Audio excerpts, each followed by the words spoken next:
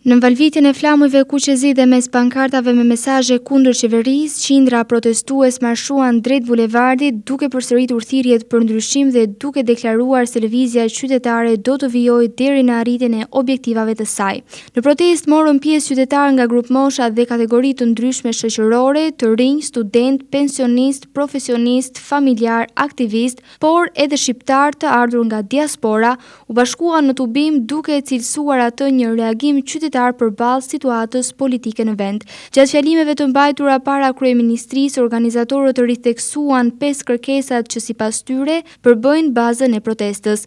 Në krye të tyre mbetet dorëheqja e kryeministrit Edi Rama, ndërsa kërkohet gjithashtu krijimi një qeverie teknike, ndryshime kushtetuese dhe reforma që garantojnë zgjedhje të lira, institucione funksionale dhe një standard më të lehtë të përfaqësimit politik.